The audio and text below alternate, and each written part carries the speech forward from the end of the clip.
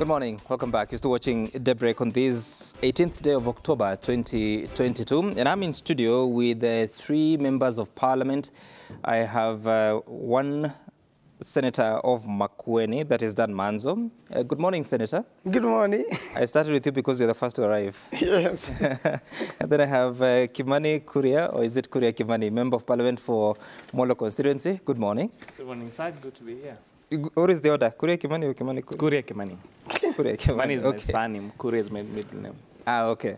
And then Dr. John Mutunga, the Member of Parliament for Tigania constituency. Good morning. Good morning. Thank you very much. And it's Tigania West. Tigania is very large. West. Tigania Look at West, me. yes. Tigania West, okay. Yes. Thank you so much, and thank you for being here. Like I said earlier on, we had invited the Member of Parliament for Mathare constituency in Nairobi City County, that is one Anthony Loch. He texted this morning to say that he's not able to make it. We accept his apology. But in the meantime, looking at the papers this morning, on the front page of the Daily Nation and the Standard, you'll see that the main story there is about the vetting of the cabinet. For the Nation, they say filthy rich hustlers. The first batch of 5 of President William Ruto's cabinet secretary nominees have a combined net worth of 6 billion shillings. Actually, more than that. It's about 6.3 billion shillings. You can see the details there. 4 billion shillings for Musalia Mudavadi, 851 million shillings for Adin Duale, 700 million shillings for Justin Muturi, 420 million shillings for Dr. Alfred Mutua, and 218 million shillings for Alice Ohome. The figure there has been interchanged. It is 218 based on what she said on the floor of the House, and it's also the main story on the Standard. Millionaire hustlers, the vetting of cabinet secretary nominees started off to a surprising revelation about their wealth generated from various income streams. And again, the Standard gives the figures as they announced on the floor of the vetting panel, or rather vetting committee. Then life after state power, Uhuru settles in Mara is the story that is on the Standard about the former president who has started a new life at the 1,000-acre farm in Ololmongi, Lolgorian in Transmara, overlooking the Mara Triangle. The triangle boasts a variety of wildlife. And of course, over the weekend, or towards the end of last week, we saw him donating a bus that he had promised to a primary school in that area that would appear to be his neighborhood. Sweet freedom beckons for DP Gachagua. It is the story that is also featured on the Daily Nation.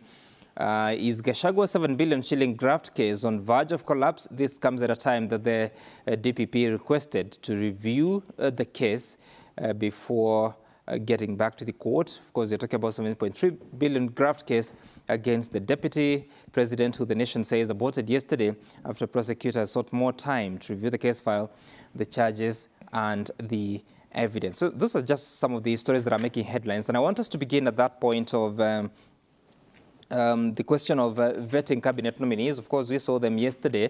And let me begin with you, Senator Manzo, because you're not at the National Assembly now, so you'll not have an opportunity to even consider the final report of the Appointments Committee. But what stood out for you? The papers have picked the wealth declaration, but what stood out for you? Well, you know, from history and what happened in the last 2 times I was in the National Assembly, it is very difficult for a presidential nominee, unless something is extremely unusual, first of all, to be disqualified by the House. And that's why in the cartoon you see that although Honorable Watangula, the Speaker, is chairing, you see behind him is the President holding a paper and a list. I don't believe the wealth which has been declared is the real wealth. I still believe Honorable Mudavadi could be slightly higher than 4 billion. I believe Duale, Muturi, and Mutua, and even the Kandara Member of Parliament are slightly higher than what they have posted here. Most probably, the 3 gentlemen, other than the lady, are a billionaire each. I still expect the Kandara MP even to be much higher than what has been declared here. She's a practicing lawyer. Why do you think so?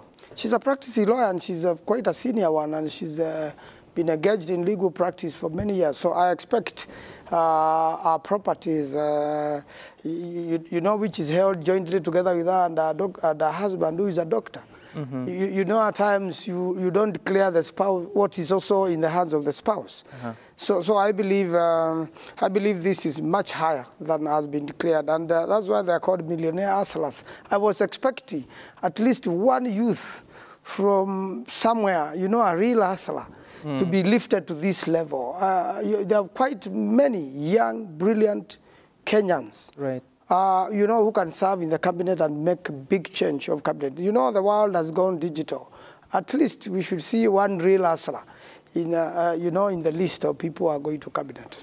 But does it say something? Because even in previous vettings, I remember when Mwangi Kiunjuri was being vetted sometime in 2015, he said he was worth 800 million shillings that time, and Kenyans are wondering, that quite some significant amount of wealth. But is it a pre-qualification for you to be at such a point for you to qualify for certain state jobs?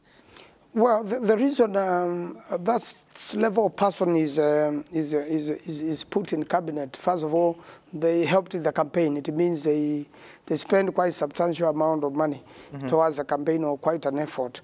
And when you say Kiunjuri is worth that amount of money, you first of all, his residential house is more than $500 million. Therefore, if the residential house is what you are declaring here alone, and of these people, their residential houses are worth $1 billion. So it means somebody is not somebody is not be honest. There is quite hidden wealth, and the reason they under-declare is so that when they get into the job and they are involved in dubious activities, in the next declaration of wealth, you will not be able to take note of what has been stolen or what has been misappropriated.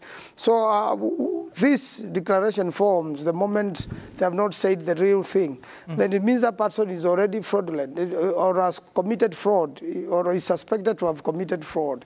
It's part of, that wealth declaration. If it's not true, then what value does it serve?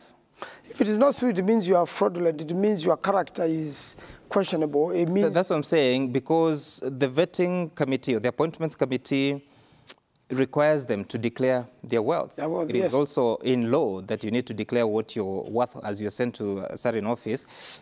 If you're not being honest, then what value is it serving? It means then in your next year, everybody in government must declare their wealth yearly. It means whatever you may have gained, by virtue of your office, will be covered by the under declaration you made when you are being vetted. You see, like, for example, now, suppose now Musalia's wealth, the next one is 8 billion. It means then your salary and all that and what you've been owning. And of course, properties ascend in value. So we must really be truthful when it comes to wealth declaration. And that's why it begins. The form of wealth declaration is the beginning of the vetting. That's why you know whether somebody is honest or untruthful. Obviously, Mutua's hotel is of $1 billion shillings. And although he claims he has loans, I believe this hotel, the way it was built, and there were a lot of questions about it. And at that time, he was in government. And the person who built this hotel is the person who built the state office of Machakos County. Wow. Same person. Senator Dan Manzo, I don't know the truth about that. So I'd rather you don't go into... But I'm just saying they should be truthful. Okay, that's all right. Mheshimiwa Kuria, do you agree that some of these figures are not the real thing? But also the question, if they're not the real thing, what value are they serving? And even if it is true, what value does it have to say that I'm worth this much, yet Parliament does not appear to be going to verify whether that's true or not? Thank you very much. First of all, for me to accurately answer that question, I would ask, what valuation model did they use? And I think the question about wealth declaration, as per the standing orders of how we do the vetting in this country, is not properly structured.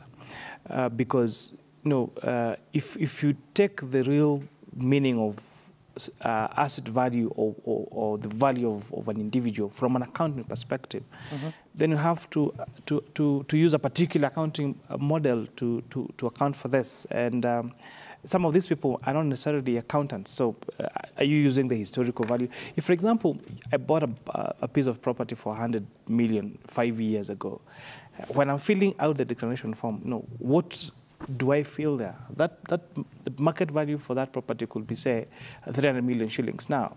But there's somebody who might say that I will put the purchase price of that particular property.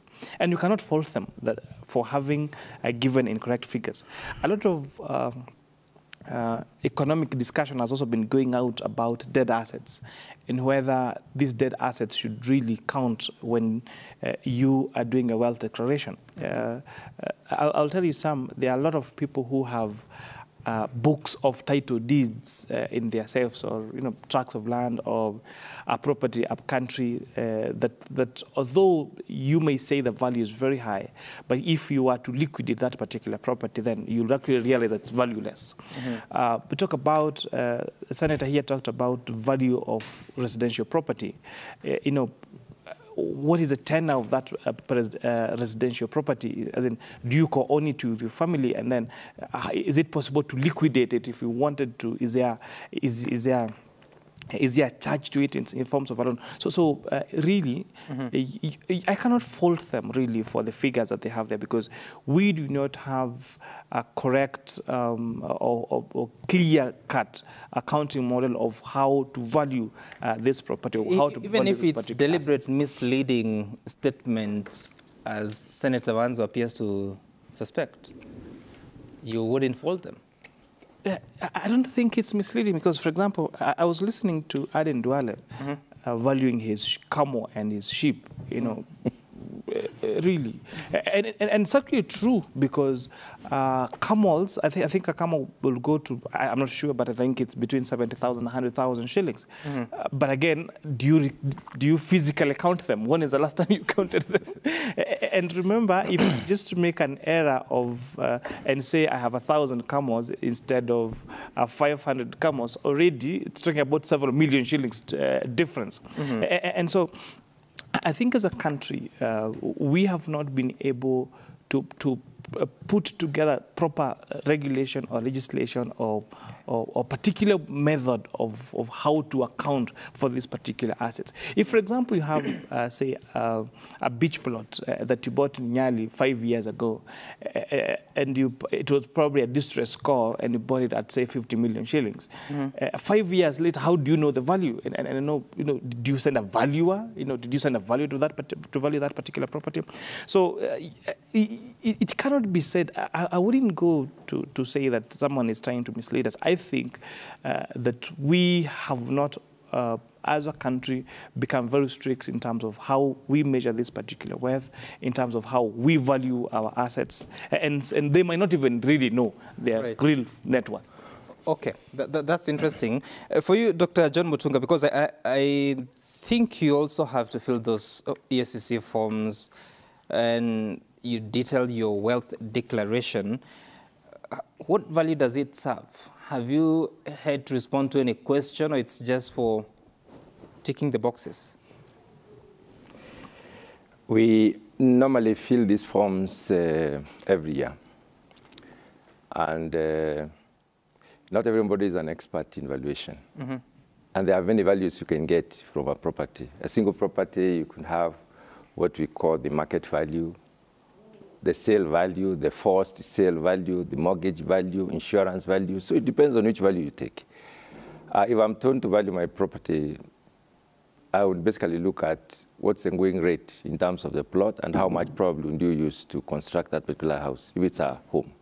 Like if I was to give the value of my home in Karen, I would probably say those are the parameters I would look at. And probably that's what I've always been looking at when it comes to placing the value. But when it comes to valuation, I think the question here should be, how is this statistic used? How do we use it? Yes, we have known their value at this point in time. We know they have amassed wealth in the process because they are not very young, first of all. They are hardworking. They are putting a lot of effort to generate wealth. They have been exposed to opportunities. So we cannot expect them to, not to own property. The other thing we need to look at is that how often do we go back to these values now, these figures that they give us, and use them for any other planning purpose? What's these statistics for? I think that's why we are not very, very thorough. We are not very, you know, I don't think we give it the correct value. I mean, the correct use of that particular statistics. Because once we know that Eden Douale is worth 780 or let's say Mudavandi is 4 billion, between now and the end of the year, Mudavandi could go through a lot. The value does not always have to appreciate. I mean, the value can also depreciate. Right. You can go through difficulties and you spend a lot of that. Then we are talking about the net value. Net value is less any encumbrance, any obligations. People have liabilities, they have debts, they have loans, they have all sorts of, you know. So what they are giving here is probably what is expendable, what can be attached to their name as the value. But the big question is, how do we use this figure? Just to know that somebody is so much at the beginning, what do we do with it? After 1 year, can we go back and seek for revaluation? And the other issue is once we have vetted a cabinet position or even a PS, during the next dispensation, we do not vet them again. I think that's another... There were directions from the High Court, I believe, that to revet them. Should be vetted at every appointment. Okay, yeah, that was useful because there was a lacuna in the law where we assume that somebody is okay, we don't need to vet them again. Maybe now we can be able to compare the value at the beginning of session of service and the value, post or at the beginning of this other one, and see whether the appreciation in value is logical, it makes sense. Because if it is too high, then we should be asking ourselves, did this person actually earn this? As you see, people engage in different activities. Right. In Kenya, you are not limited to just doing your job. You are also exposed to business. You can do all sorts of things to gain wealth. And in that case, we cannot really condemn somebody's wealth. But the same question I asked Senator, is it a pre-qualification for you to be at a certain level, or it's that wealth that propels you to certain opportunities? I mean, what is that relationship? Because Kenyans have been asking, looking at, if you look at even the Daily Nation, filthy rich hustlers in quotes. Yeah, I would like to contextualize the issue of hustler here and the ones who probably were vetted. Hustler doesn't mean everyone. Hustler means somebody who wakes up to do genuine business from morning to evening, and you earn your living justifiably. I mean, that's what a hustler is. It doesn't mean that hustlers are poor. I think the idea is the means through which you get this money, you get this wealth. And it was also targeted at the greater majority of Kenyans who toil and probably get very little in terms of the marginal gains per day, so that we may focus on those who have minimum marginal gains, so that at the end of the day, we can also look for mechanisms, strategies, and even policies to improve their gain. And if you can improve their gain, it means you can develop our people faster and quicker. The idea of hustler actually is a term that befits almost every Kenyan. It's not a comparative term, it's a definitive or descriptive term. Okay, yeah. But for you, Senator, away from the wealth declaration, in as far as the substance of the questions, are we making progress? Because in 2013, there was the vetting of the first nominees of President Kenyatta. In 2017, I remember a section of NASA, was it all of you that absconded or did not participate in the vetting? Now in the third season of it, is it serving the purpose that you are looking for? Earlier you said that you don't expect them to be defeated, but are we serving the purpose of vetting so that we get the right people having checked their suitability? Yeah, I think if this has to be useful in future, we've got to put standards. We've got to have a law which, first of all, helps analyze the wealth declaration so that somebody else presents your wealth.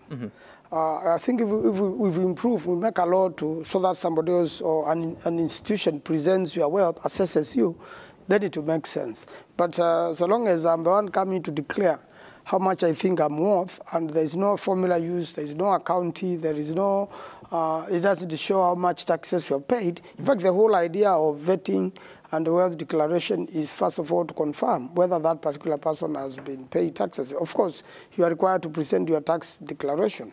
If you have been running away from taxes, then you do not fit under Chapter 10 of the Constitution, or if you have debts and things like that. If you are bankrupt, you remember that law which says, you should not be bankrupt. If you are declared bankrupt, then you leave your seat. So it still supports that sort of thing. But I believe we should come up with a law.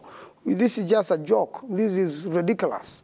For myself to come and declare how much I'm more than nobody else counter checks, whether I've been fraudulent, whether I've spoken the truth, and whether that is, and what's the purpose of the declaration. Have I hidden serious material? Am I honest or am I dishonest? That's what we are looking for, because we are looking for people who are fit morally and under Chapter 10 of the Constitution to serve the nation. Do you mean Chapter 10 or 6? Because Chapter 10 is on the judiciary.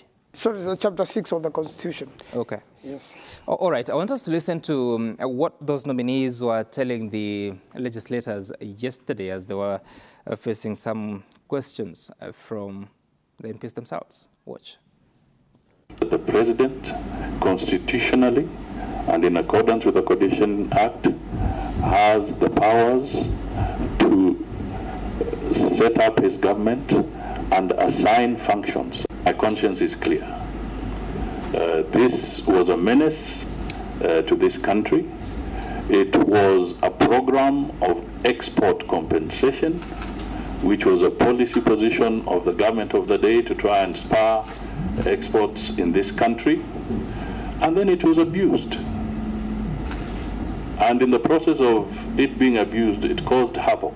We urged our communities, because the communities' roles are very important in the war against terror, that the communities must come out and must help government in identifying who are the financial. KDF believes in diplomacy, and our country believes in diplomacy. And our country does not react to tweets. The Kenyan people on Twitter dealt with the general before even Foreign Affairs and KDF were to come in. You cannot just wake up one morning and remove a general from the barrack and bring him. Mr. Speaker, if that is not checked, then you'll find a general who will become the clerk of the National Assembly. It is not a right of government to always win cases, but government will win or lose cases depending on how much legal advice the particular entity within which the dispute is located. If you want to look at where they conduct marriages, it's like a small cubicle that nobody would even want to sit there for more than 20 minutes. You feel that you might find the cockroaches around. It's very pathetic. All right, so those are the nominees, of course, fielding questions from the members of parliament. The person who is not there is Alice Wahome, who also spoke at length on what she thinks she will do once she gets into office, but also defending herself from accusations that she could be temperamental, of course, from that incident of October 2017, when she was seen in some altercation with a returning officer from her constituency of Kandara, but explained that indeed that was just one out of many situations that she has been in, and that was the only time that she may have acted the way she did. Honorable Kuria, so as we get into this, because Kenyans, just like Senator Manzo says, that they do not expect anyone to be defeated, but what is the threshold so that the suitability hearings or approval hearings serve the essence? What is the threshold? What is it that members of parliament would see, whether they're in the committee or in the plenary, would see and say, this is unfit to hold such an office? First of all, I'd like to just refer you back to the discussion about the hustler. And I think let us get the correct meaning of what hustler or hustling is. And I'd like to bring into context the issue of the CA's nominee for defense, the Honorable Ndwale. A lot of majority who still keep camels and sheep and goats up in his rural home. And I think that is a hustling spirit you're talking about, that whether you are a teacher or a doctor or a journalist, if you find an opportunity of doing something after this, whether it is milking cows or doing whatever legitimate business that you could do to add an income and to add to your net worth, then you are a hustler. And this is now to see even someone like the Honorable Aris Wahome, with a very busy schedule as a member of parliament, still finding time to do her law practice. She's a wife, she's a mother, member of parliament, and still found time to practice. And therefore, that could explain their net worth. You find the AG nominee, our former speaker, in addition to having such a decorated career, investing in rental income and having time to do consultancy. I think that is the spirit that we're talking about. That let us try to work hard. Let us try as much as possible to improve on ourselves, on our livelihoods, and on our net worth. And to the question about the threshold, we have a chance to hear these people out. We have a chance to ask these people and hold them to account about actions they may have done in the past, or omissions or commissions that they may have done. And whether or not, as the Honorable Maanzo said, whether or not that affects whether they are approved by Parliament or not, we have had a chance to know who they are. And as somebody who could be watching and would want to rise up to the position of a cabinet secretary in future, then they will know that an act of omission, commission that they have done in the past will come to haunt them. And I think this, even if it may not achieve any other objective, it is a chance to be accountable, a time to be asked questions, and a time to know that your actions will come to haunt you in the future.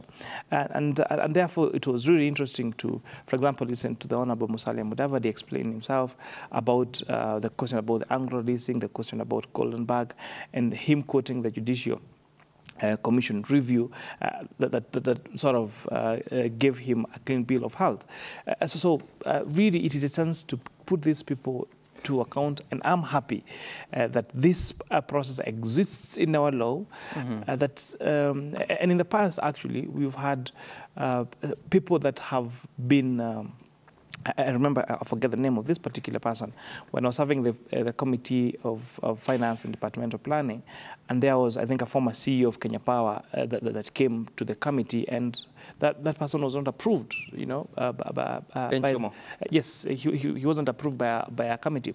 So it is not a must that these people, if they come and, for example, they're not able to prove that they have probably a valid, say, a degree certificate, if they are required to be degree holders, then there is a risk that these people will not be approved by the National Assembly. In any case, it starts you off on a wrong note, where people already know a particular past, or that you're not already qualified for your job.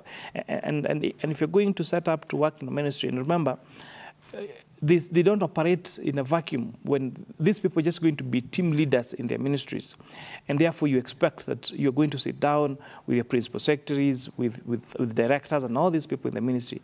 And if these people think that you're not qualified, of course, it's not going to be really a smooth running for you. Do you see that happening for anyone this time round, out of the 24 nominees? I've looked at the resume of all the 24 nominees, and I find them really qualified, and I have no doubt in my mind that all of them will pass the threshold that we need for cabinet secretaries to serve in this Kenya Kwanza government.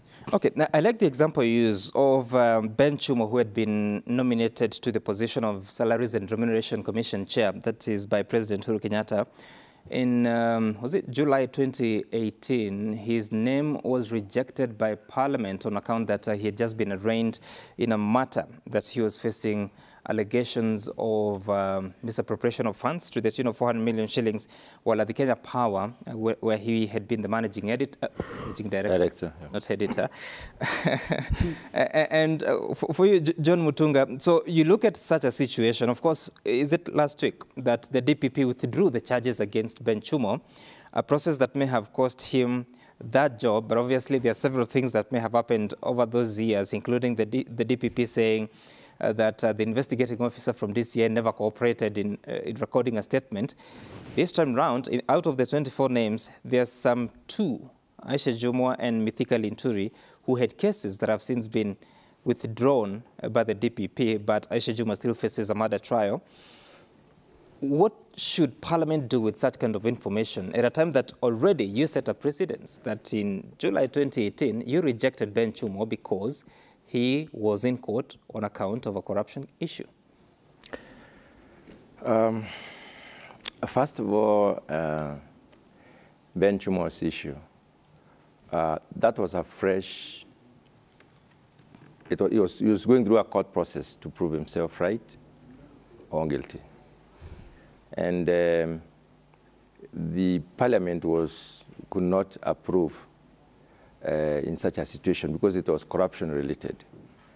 And it had to do with his previous engagement as a managing director. When you look at the cases that we have right now, and you look at where we are coming from, and I will specifically talk about the 2 that you've mentioned. There is Aisha Jumwa and Mithika Linturi. And you look at the Kenyatta government, especially the last government, and the way that government went for anybody who was not 100% supporting what Kenyatta said or what Kenyatta wanted.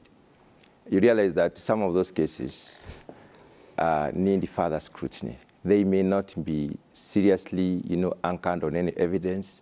They may have been brought up basically to intimidate those concerned. And in that case, that is why it is important to give these people a hearing, so that we may know exactly the truth about the matter. Given a chance to be vetted, to discuss their own cases, will basically or allow them to articulate and defend the allegations against them. Yet, Honorable, because some of those allegations, where are they being withdrawn? It means there is probably no evidence. Probably they were. Mutunga, you cannot legally discuss a matter that is active in court. And that's what I'm asking, because in 2018 July, you said that Ben Chumo will not be SRC chair on account of the integrity question leveled against him. This time round, of course, you say Mithika Linturi's attempted rape charges have been withdrawn. The graft charges against Aisha Jumwa have been withdrawn. But there's still a standing charge of murder against Aisha Jumwa. What should Parliament do with such information? We will listen to Aisha Jumwa, and we will also wait until maybe the day she's vetted. You never know. It's today. It's today, yes. We'll definitely listen to exactly how could she have been involved in this particular matter. What has the investigations, how far has the investigations gone to either prove or disapprove the same? Because I think the Chief Justice allowed matters in court to be discussed. And I believe in this particular case, we may have a few issues coming out, and she may have to tell us a few things. When did she allow that? I missed it. Concerning. When did the Chief Justice allow matters in court to be discussed? I remember in reading something like that. I think you're talking about the Supreme Court presidential election petition, which they had given procedures that people should not discuss it. Then I think there was an overturning by the High Court. That issue happened, but I don't think they have said that the rule of, is it sub judice, does not apply anymore. Okay.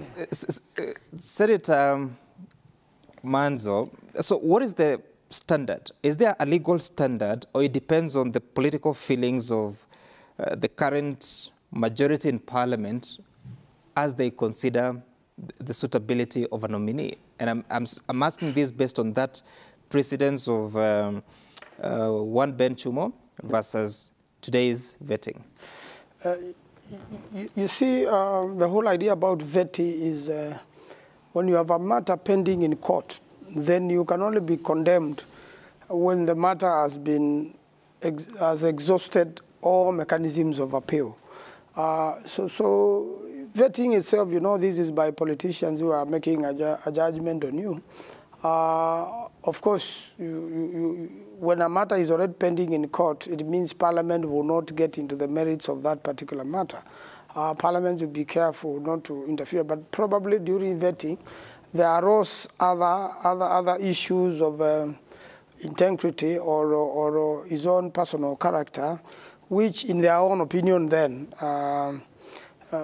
disqualified them. But there's a little bit of political onslaught in this vetting.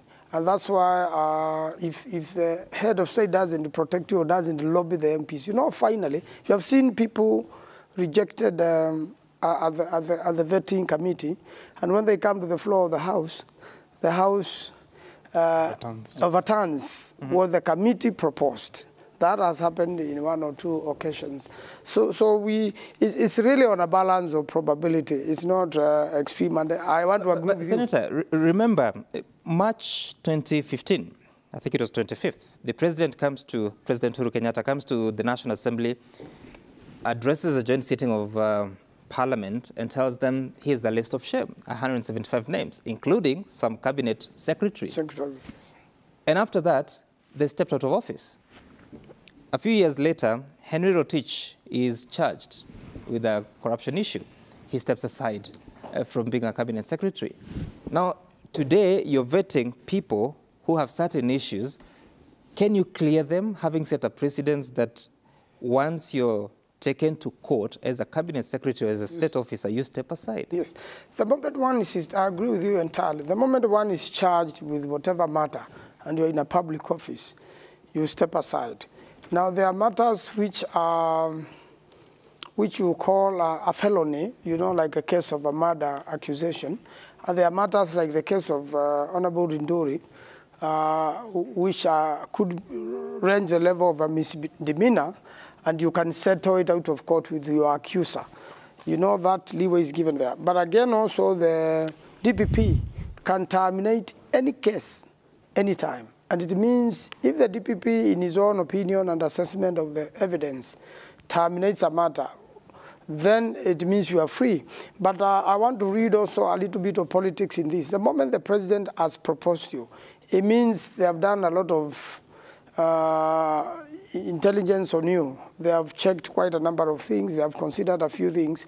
And what happens is that the moment the House rejects half of these nominees, then it is sending a message also to the president. Remember, our president is impeachable.